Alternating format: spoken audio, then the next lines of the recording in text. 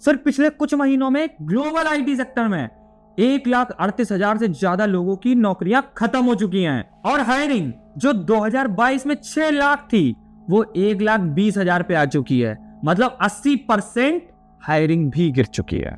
लेकिन इस सब के बाद भी टीसीएस, इन्फोसिस, विप्रो, इन सब कंपनीज का रेवेन्यू भी ग्रो कर रहा है, प्रॉफिट भी ग्रो कर रहा है। तो प्रॉब्लम क्या है? मतलब नौकरियां जा रही हैं, रेवेन्यू और प्रॉफिट बढ़ रहा है और आईटी स्टॉक्स वो लगातार गिर रहे हैं। सिर्फ पिछले 3 महीने में इंडियन आईटी सेक्टर 31% और पिछले 2 साल में 40% डाउन है। पर रेवेन्यू और प्रॉफिट में कोई इंपैक्ट नहीं है। तो इन्वेस्टर्स के लिए ये बाय एंड डिप का कहीं चांस तो नहीं है। और दूसरी तरफ एजेंटिक एआई, जीसीसीज, ये सब मिलकर इस 30 साल पुराने इंडियन आईटी सेक्टर को खत्म करने की कोशिश कर रहे हैं। और आप ये मत सोचना कि इससे सिर्फ आईटी सेक्टर इंपैक्ट होगा। ये real estate, e commerce, auto sector और आपके स्टॉक मार्केट पोर्टफोलियो को भी खत्म कर सकता है। तो चलिए शुरू करते हैं। सबसे पहले आपको इंडियन आईटी सेक्टर के सालों पुराने मॉडल को समझना होगा। अब तक आईटी सेक्टर का गेम बहुत सिंपल था। यूएस और यूरोप की बड़ी बड़ी कंपनीज ने इन्फोसिस, टीसीएस और विप्रो को सॉफ्टवेयर डेवलपमेंट, मेंटेनेंस के कॉन्ट्रैक्ट्स दिए। और दिए क्यों? सिर्फ इसलिए क्योंकि इंडिया और यूएस के सॉफ्टवेयर इंजीनियर की सैलरी में बहुत बड़ा गैप है। जो काम आपको इंडियन सॉफ्टवेयर इंजीनियर 6 लाख रुपए की सैलरी में करके देगा, वही काम आपको यूएस का सॉफ्टवेयर इंजीनियर $75,000 मतलब लगभग 70 लाख रुपए सैलरी में करके देगा। यहां पे 10 गुना से ज्यादा का डिफरेंस है।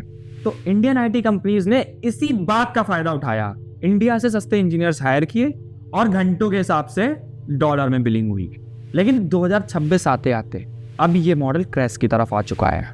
HSBC की लेटेस्ट रिपोर्ट के अकॉर्डिंग एआई की वजह से इंडियन आईटी सेक्टर के रेवेन्यू में 14 से 16% का डिफ्लेशन आने वाला है। मतलब अब क्लाइंट आईटी कंपनी से सीधा ये बोलेंगे कि जिस काम के हम आपको 100 करोड़ रुपए देते थे, अब उसी काम के हम आपको 80 करोड़ रुपए दें। ऐसा क्यों? ऐसा इसलिए क्योंकि पहले जो काम 50 लोग मिलकर 3 महीने में करते थे, अब वो काम एआई की यूज से 5 लोग 1 महीने में ही कर देंगे। और इसका इंपैक्ट कंपनियों के प्रॉफिट से ज्यादा जॉब्स और इन्वेस्टर्स के वेल्थ पे पड़े।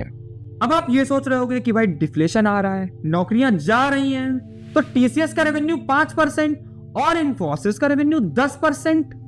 कहीं ऐसा तो नहीं कि इन्फोसिस और टीसीएस भी एआई में अपना इन्वॉल्वमेंट बढ़ा रही हूं? क्योंकि रिसेंट रिपोर्ट ये है कि इन्फोसिस ने भी टोपाज एआई और टीसीएस ने एआई विजडम नेक्स्ट जैसे टूल्स बना लिए हैं।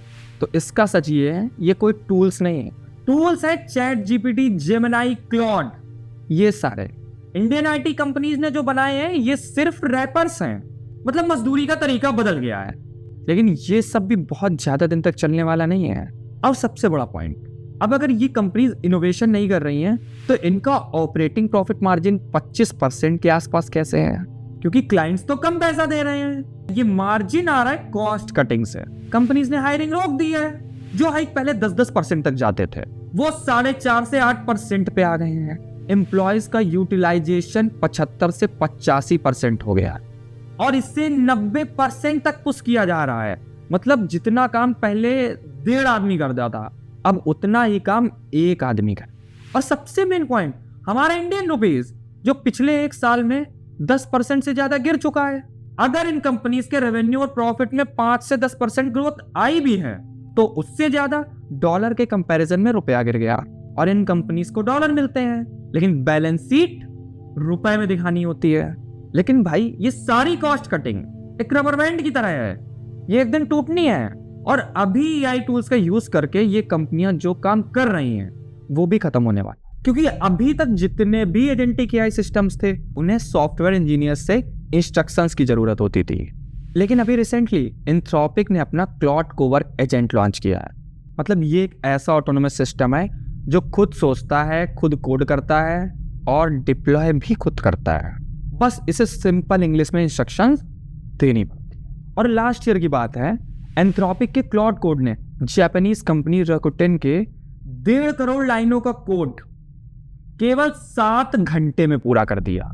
जिस काम को करने में 24 दिन का टाइम लगता, उससे सिर्फ 5 दिन में खत्म कर दिया, वो भी 99% एक्यूरेसी के साथ। और यहां पे सिर्फ टूल्स की बात नहीं है कि इंडियन आईटी कंपनीज टूल्स को यूज करके लोगों से काम करा लेंगी। प्रॉब्लम तो यहां पे भी है। ओपन एआई ने अभी रिसेंटली द डिप्लॉयमेंट कंपनी के नाम से नई आईटी कंसल्टिंग कंपनी बना दी, जो कंप्लीटली एआई बेस्ड है। और कंपनी बनते ही उसे $4 बिलियन की फंडिंग भी मिल गई, वो भी $10 बिलियन के वैल्यूएशन पे, जो 30 साल से ज्यादा पुरानी इन्फोसिस का 1/5 है। और अभी अब ये सोचो कि एआई अभी इनिशियल से मिड फेज में है। जैसे जैसे एडॉप्शन बढ़ता जाएगा, इंडियन आईटी सेक्टर की सिचुएशन खराब होती जाएगी। अब हमारे मन में एक क्वेश्चन आ सकता है कि इंडियन आईटी कंपनीज के मैनेजमेंट ने ये प्रॉब्लम 5 साल पहले क्यों नहीं देखी? उन्होंने देखा, लेकिन उसको अनदेखा किया। इंडियन आईटी कंपनीज हर साल 30 से 40 हजार करोड़ का कैश फ्लो बनाती हैं, लेकिन R&D में टोटल रेवेन्यू का 1% भी खर्चा नहीं होता है।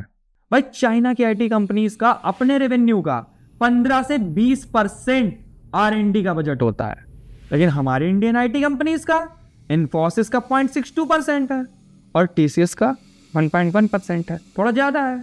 चलो यहां तक भी ठीक है कि आपको खुद से इनोवेशन और R&D पे ध्यान नहीं दे, लेकिन अगर कोई आपको आके बताए तब तो ध्यान देना चाहिए। 2014 से 2017 की बात है। इन्फोसिस के CEO थे मिस्टर विशाल सिक्का, जो AI में एक्सपर्ट थे। उन्होंने 2015-16 में ही इन्फोसिस के बोर्ड के सामने ओपन एआई में $1 बिलियन इन्वेस्टमेंट करने की डील रखी थी। मतलब उनको पहले से ही आइडिया था। और उस टाइम पे ओपन एआई की वैल्यूएशन आज के सामने कुछ भी नहीं थी। और अगर उस टाइम पे ये इन्वेस्टमेंट हुआ होता तो इस $1 बिलियन की वैल्यू $50 बिलियन को क्रॉस कर जाती, जो आज पूरे इन्फोसिस से बड़ा होता। और यहाँ पे सिर्फ प्रॉफिट की बात नहीं थी, आज दुनिया के टॉप एआई डेवलपमेंट और रिसर्च में इंडिया का भी इन्वॉल्वमेंट होता। और अब आता है इन्वेस्टर्स का पर्सपेक्टिव। अब इंडियन आईटी कंपनीज कोई हाई ग्रोथ आईटी कंपनीज नहीं है, धीरे धीरे ये लो मार्जिन कंपनीज बन जाएंगी। और ये मत सोचना आपकी कंपनी खत्म होगी, कंपनी रहेगी। क्लाइंट से ही बोलेंगे कि जब सब काम एआई कर रहा है तो हम आपको बहुत ज्यादा पैसा क्यों देंगे। और ये TCS और इन्फोसिस का एंड नहीं है। इंडियन आईटी सेक्टर में जो मिडिल क्लास सोसाइटी के जॉब्स के ड्रीम थे और इन्वेस्टर्स के 15 से 20% रिटर्न के, उन दोनों का एंड है।